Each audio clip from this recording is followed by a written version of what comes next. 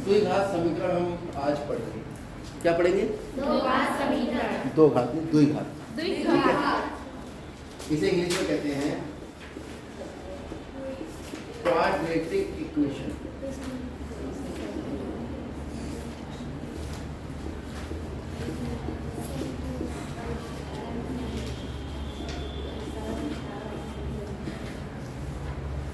ये बोलते हैं क्वाड्रेटिक इक्वेशन। ये इंग्लिश की भी हिंदी लिखते हैं, पहले हिंदी की इंग्लिश और फिर इंग्लिश की हिंदी। ठीक, तो जनरली कभी कभी हमारे मुंह से क्वाड्रेटिक इक्वेशन निकल जाए बहुत जल्दी में, तो आप समझ जाना कि किसकी बात कर रहे हैं हम। द्विघात समीकरण। क्या होती है द्विघात समीकरण? ax² + bx + c = घात कितनी है इसकी? 2। जब इसकी घात 2 है तो इसके 2 हल होंगे। क्या होगा? हाँ, तो 8वें पीरियड में आना, 8वें पीरियड में आना। ये क्वाड्रेटिक इक्वेशन है। घात कितनी है इसकी? 2। जब इसकी घात 2 है तो x के 2 ही मान निकल कर आएंगे, जो मैं पहले बता चुका हूँ। केवल दुनिया में 2 ही मान होंगे जो इस समीकरण को संतुष्ट करेंगे, यानी समीकरण में रखने पर LHS किसके बराबर हो जाएगा? RHS। इसके जो हल निकल के आएंगे वो वास्तविक होंगे। कैसे होंगे? वास्तविक। और a का मान कभी भी यहाँ पर 0 नहीं होता है। अगर a का मान 0 तो ये द्विघात समीकरण ही नहीं होगी, क्योंकि x² गायब हो जाएगा। ठीक, इसके 2 मान निकल कर आएंगे, दोनों वास्तविक होंगे। यहाँ तक बात क्लियर हो गई? वो जो 2 मूल निकल कर आएंगे उसे मूल भी कहेंगे और हल भी कहेंगे। द्विघात समीकरण को हल कीजिए लिख के आता है, द्विघात समीकरण को हल करके मूल ज्ञात कीजिए लिख के आएगा, द्विघात समीकरण को हल, द्विघात समीकरण के हल ज्ञात कीजिए। वो कुल मिलाकर द्विघात समीकरण किस में है? x में है। तो x के मान निकालने, और x के कितने मान निकल कर आएंगे? 2 मान निकल कर आएंगे। मध्य पद को 2 भागों में बांटकर, मैं ये पिछले क्लास में बता चुका हूँ कि भाई किस तरह से होता है। कुछ क्वेश्चन ऐसे होते हैं जिसमें मध्य पद को 2 भागों में नहीं बांटा जा सकता। जैसे ये सवाल है x² + 3x + 5। 5 के ऐसे टुकड़े जुड़ के 3 आ जाए, आएंगे। 5 के टुकड़े होते 5 ही कम 5 और 5 और जोड़ो कितना आता है? 6। 6 मध्य पद के बराबर नहीं है। इसका मतलब उस विधि से ये सवाल हल नहीं हो सकता। इसे हल करने के लिए काम किया श्रीधर आचार्य ने। किसने? किसने किया? हाँ, नाम याद रहेगा? उसे श्रीधराचार्य भी कभी कभी हम उनके नाम को पुकार लेते हैं। उन्होंने सबसे पहले निकाला विविक्तिकर। अब ये विविक्तिकर है क्या? इसे इंग्लिश में हम कहते हैं डिस्क्रिमिनेंट। क्या कहते हैं? डिस्क्रिमिनेंट। अब ये बोलने में बड़ी दिक्कत है। विविक्तिकर आसानी से बच्चे बोल नहीं पाते। खड़े हो जाओ बेटा। हाँ, आप बोल के बताओ क्या लिखा है जल्दी। विविक्तिकर। आप बोल के बताओ।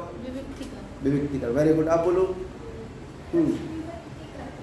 गलती कर पड़े तुमने। विविक्तिकर। इसलिए इसका नाम रखा गया डी। बोलेंगे डी, समझेंगे क्या?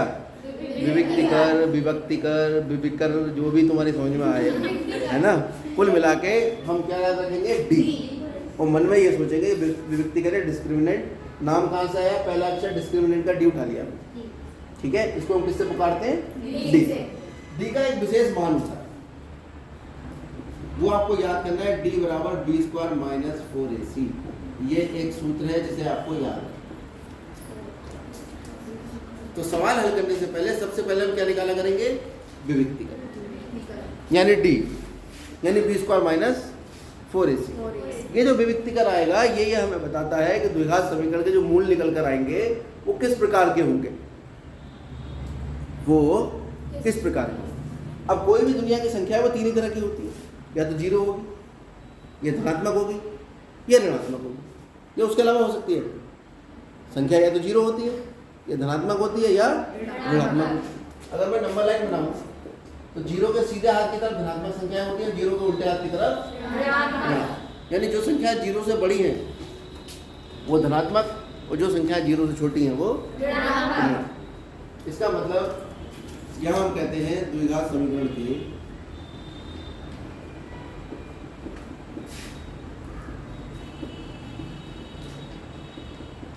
मूलों के गुण या लक्षण वो डिपेंड करते हैं विभक्ति पर। सबसे पहले अगर d का मान 0 के बराबर आ जाए तो क्या होगा? अगर विभक्ति का 0 है तो द्विघात समीकरण के मूल याद रखेंगे समान तथा, या पहले लिख दो वास्तविक तथा समान, और कभी कभी हम इनको बराबर ही कहते हैं, होते हैं। मूल निकालने से पहले ही पता लग गया मूलों के लक्षण कि अगर d का मान 0 है तो द्विघात समीकरण के मूल बराबर होंगे और साथ साथ वास्तविक भी होंगे। नंबर 2, अगर d का मान 0 से बड़ा है, इसका मतलब क्या हुआ? यदि d जो है वो कैसा है? धनात्मक है, तो द्विघात समीकरण के मूल, जहाँ समीकरण लिख दूंगा वो समझ आना द्विघात की बात होगी। ये मूल कैसे होंगे? वास्तविक तथा कैसे होंगे? असमान। असमान कह दो, बराबर नहीं होंगे कह दो, बहुत सारी चीजें कह दो, यानी बराबर नहीं होंगे, अलग अलग होंगे, अलग अलग शब्द का उपयोग करें। तीसरी स्थिति,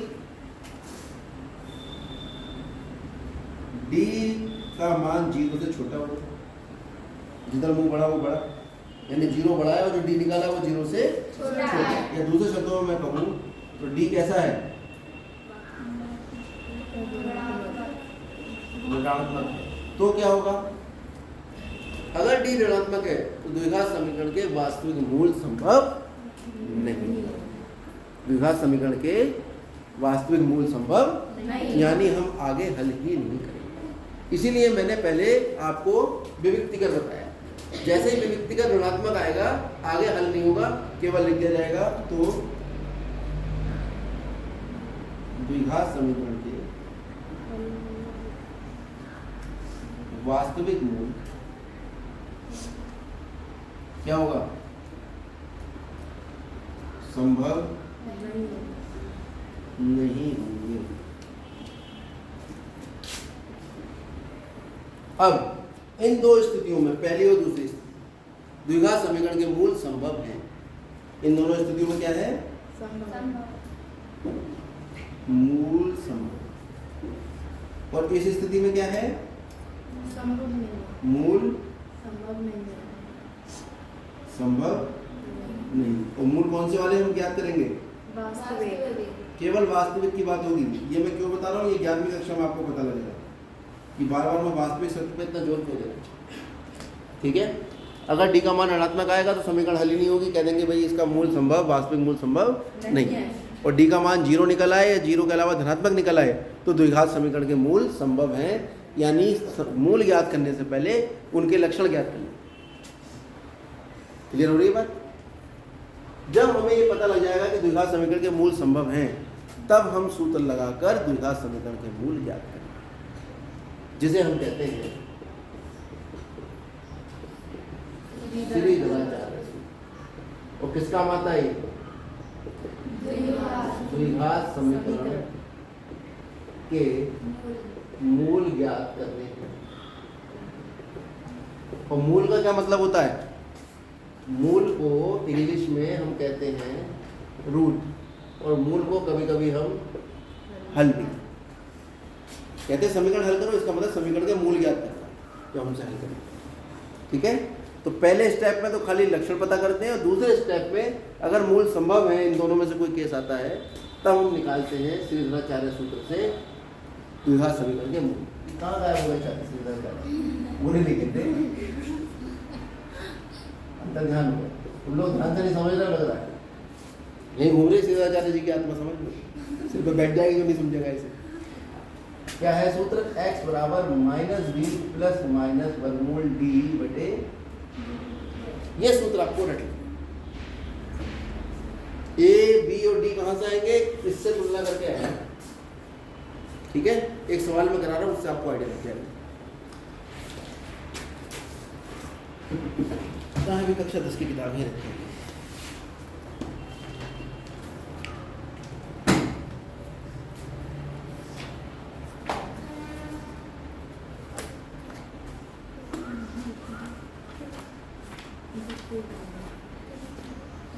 4.3 काट देना पूरी, इसमें कोर्स में नहीं है।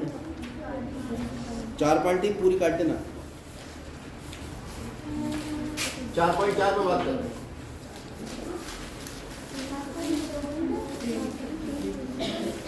सब हो जाएगी बेटा, चिंता मत करो। इसका हमें करना है तीसरा पार्ट।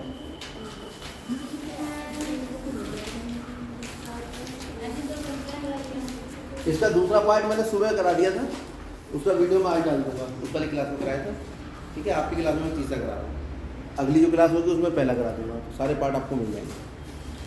इसमें सवाल में क्या लिखा है वो आप पढ़िए, पेज नंबर 100 है शायद। हाँ, मूलों की पहले कह दिया उसने, क्या ज्ञात करना है हमें? मूलों की प्रकृति। तो ये जो मूलों के गुण लक्षण है, एक चीज और लिख दो इसमें। लक्षण कहे, मूल कहे, प्रकृति कहे, एक ही बात है। तो हमें मूलों की प्रकृति इसमें ज्ञात करनी है। कौन बताएगा मूलों की प्रकृति? कौन बताएगा? डी बताएगा। डी तो बता रहा है। पहले क्या निकालना पड़ेगा हमें? डी। क्या है डी का मतलब? ये लड़की को नींद आ रही है, खड़े हो जा बेटा। क्या है डी का नाम?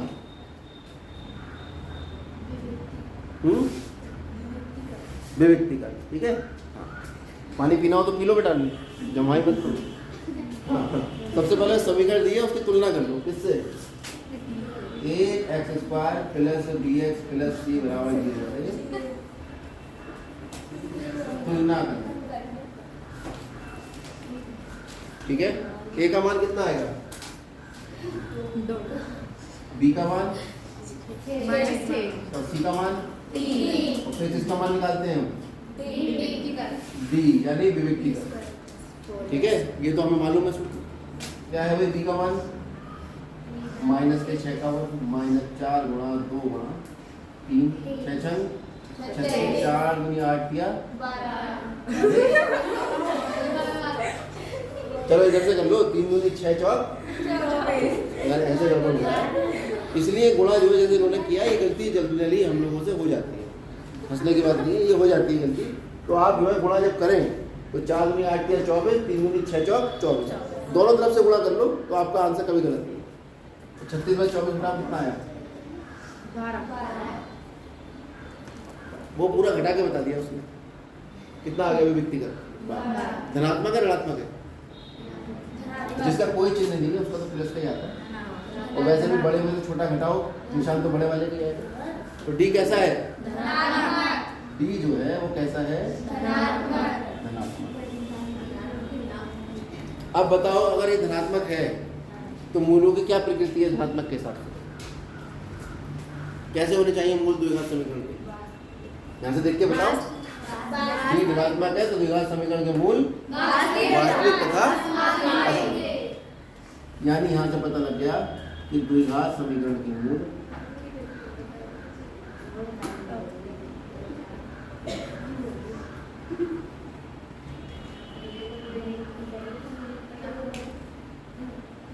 चलो भाई, वास्तविक भी हो गए और असमान भी। अब क्या कह रहा है वो? प्रकृति तो बता दिया हमने। यदि मूलों का अस्तित्व है, बताओ इनका अस्तित्व है या नहीं मूलों का? जब वास्तविक मूल निकल के आ रहे हैं, है ना, और असमान निकल के आ रहे हैं तो इनका अस्तित्व है। इसका मतलब है, एक बात और बता दो कि मूलों का अस्तित्व है। अस्तित्व का मतलब है कि मूल निकलेंगे या नहीं निकलेंगे? बिल्कुल निकलेंगे। और जब मूलों का अस्तित्व है तो मूल निकालने के लिए किस सूत्र का प्रयोग करते हैं? श्रीधराचार्य। तो मूल ज्ञात करने के लिए हम लगाएंगे श्रीधराचार्य सूत्र।